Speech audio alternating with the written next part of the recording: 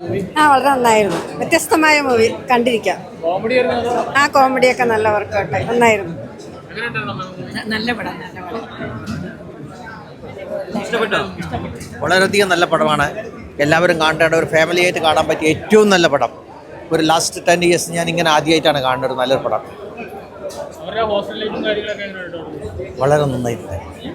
എല്ലാം കോമഡി ഉണ്ട്, ഹൊററുണ്ട്, എല്ലാം ഉണ്ട്. വളരെ നല്ലൊരു പടമാണ്. ആർക്കും കുട്ടികൾക്കും വലിയവർക്കും എല്ലാവർക്കും കാണാൻ പറ്റിയ പടം. പൊളിച്ചടിക്ക് ഇതാ അത് സാഗറും എല്ലാവരും ഗണപതിയൊക്കെ എല്ലാം നല്ല രസമാണ്. നല്ല കോമഡിയാണ്.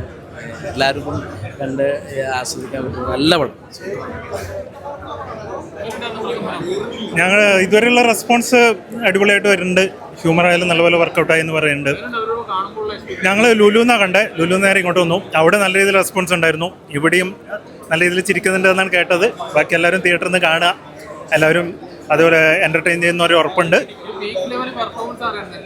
മൂന്നുപേരും ഒന്നിൻ്റെ ഒന്ന് വിച്ചാണ്. ബാക്കി എല്ലാവരും സപ്പോർട്ട്. ഇപ്പം അസീസ്ക്കായാലും നവാസ്ക്കായാലും ആക്ടിങ് എല്ലാവരും ഗംഭീരമായിട്ട് ചെയ്തിട്ടുണ്ട്.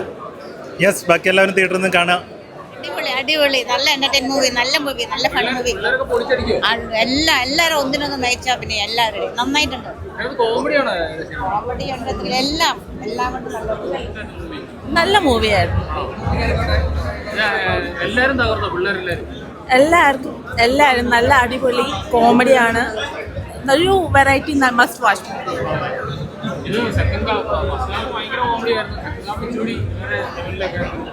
രണ്ട് ഫസ്റ്റ് ഹാഫും സെക്കൻഡ് ഹാഫും കാണേണ്ടത് തന്നെയാണ്. അങ്ങനെ എല്ലാവരും നന്നായിട്ട് അഭിനയിച്ചിട്ടുണ്ട്. തീർച്ചയായും നല്ല മൂവിയാ.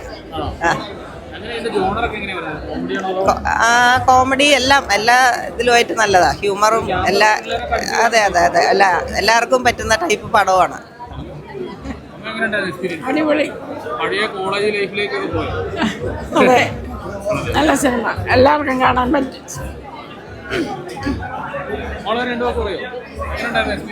നല്ല എക്സ്പീരിയൻസ് ആയിരുന്നു. കുറെ ചിരിച്ചു, എന്റർടൈനിങ് ആയിരുന്നു. എല്ലാവർക്കും ഇഷ്ടപ്പെടും. എല്ലാവരും കണ്ട ബോറടിക്കില്ല, ഇഷ്ടപ്പെടുന്നു. സാഗർ, സൂര്യ, ഗണപതി എല്ലാവരും നല്ല അഭിനയം തന്നെയായിരുന്നു. അമീൻ അടിപൊളിയായിരുന്നു. എല്ലാവരും ഭയങ്കര ഫണ്ണായിരുന്നു.